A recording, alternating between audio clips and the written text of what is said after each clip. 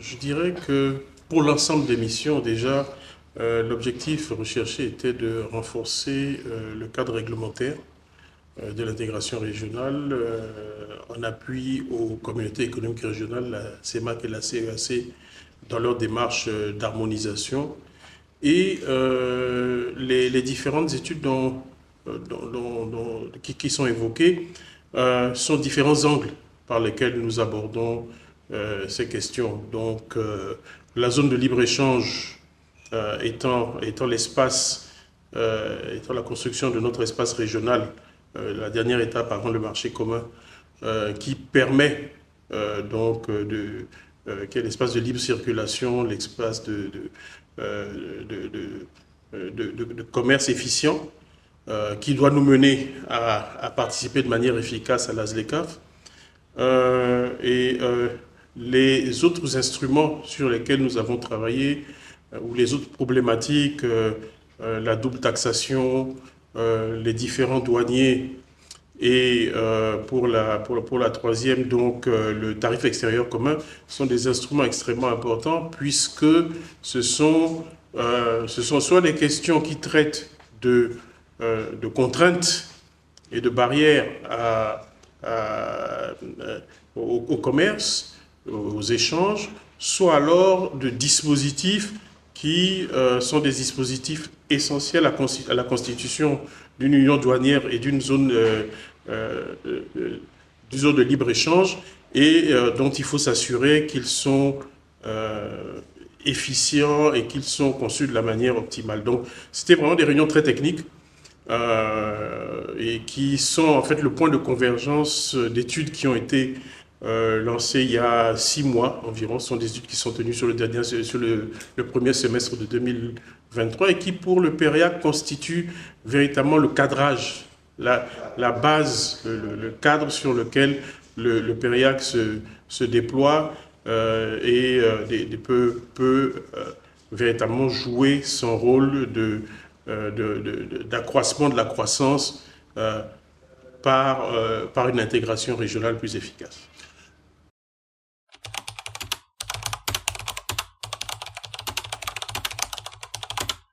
Les différents douaniers, c'est ce qui ne marche pas. C'est l'expression de ce qui ne marche pas. À partir du moment où vous avez des échanges, vous avez des acteurs économiques, vous avez des réglementations et vous avez des cas dans lesquels des conflits peuvent émerger ou bien des cas dans lesquels des contentieux, tout simplement, peuvent émerger. Et le règlement douanier dans un espace régional a la particularité qu'il ne s'exerce pas dans une juridiction nationale, mais qu'il s'exerce dans une juridiction régionale. Et que cela complexifie un certain nombre de choses et que si cela n'est pas bien organisé et bien calibré, ça devient une difficulté inextricable et un véritable obstacle au commerce puisque les gens anticipent que les différends seront tellement difficiles à régler qu'ils ne s'engagent pas facilement dans le commerce régional.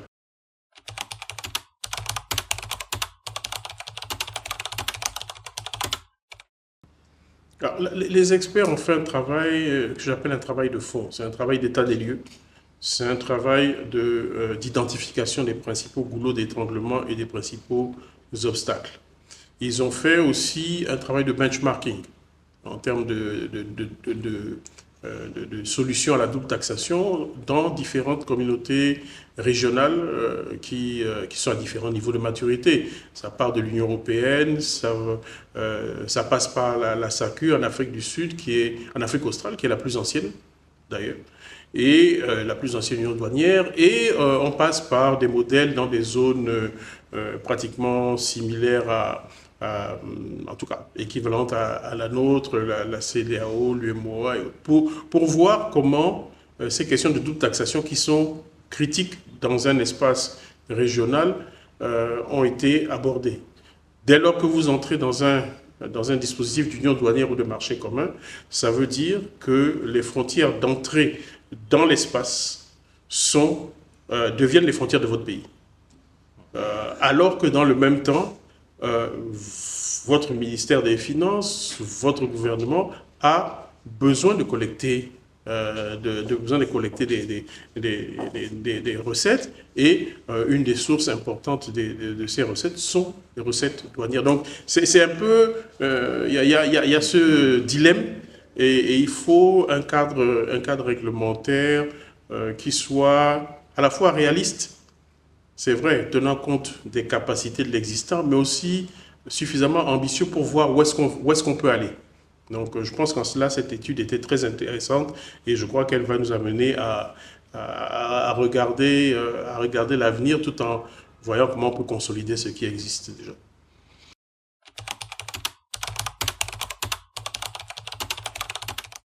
La genèse de ces études, c'est que ce sont des chantiers véritablement, donc de l'intégration, donc de l'harmonisation des instruments.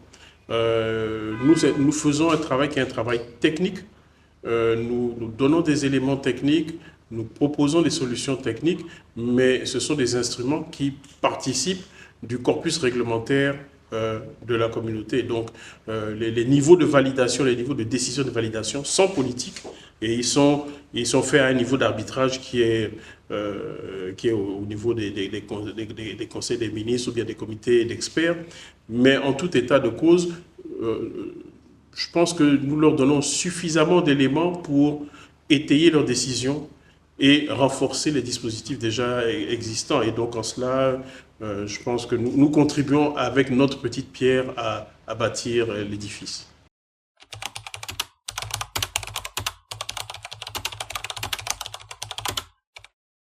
Je pense pas. Je pense que, en fait, une région bien intégrée, c'est plus d'opportunités de commerce, c'est plus d'opportunités d'investissement pour tout le monde. Si l'Afrique centrale est mieux intégrée, si sa zone de libre-échange est plus efficiente, plus compétitive, déjà, ça facilite les échanges avec les autres pays africains dans le cadre de la ZLECAf, mais ça facilite aussi, ça améliore le climat des affaires, ça facilite les opportunités d'investissement et de commerce avec d'autres régions du monde. La gestion des accords commerciaux dans un espace régional bien organisé est toujours beaucoup plus intéressante, parce que il y a une qualité du cadre réglementaire, et il y a des capacités qui existent qui sont bénéfiques à tout le monde. Donc je pense que c'est la région qui se renforce, et je pense que ça l'aide à ensuite collaborer et coopérer avec tous les partenaires possibles qui seraient intéressés.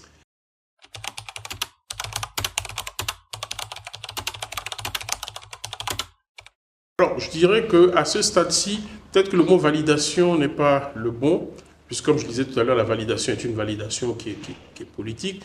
Nous avons fourni des études assez détaillées, qui ont été soumises à l'examen, qui ont été enrichies. Vous avez vu les participants à ces ateliers qui sont des spécialistes, soit en douane, soit en commerce, soit en différents domaines liés à l'intégration régionale, à l'agenda d'intégration régionale. Donc, la prochaine étape maintenant, c'est effectivement que ces instruments qui sont renforcés puissent passer à la validation politique, et ensuite passer à la mise en œuvre, à l'application. Et c'est là qu'on sentira que c'est là que les populations de la région Afrique centrale sentiront, on l'espère, qu'il y a du mieux dans ce que la région offre à ce niveau.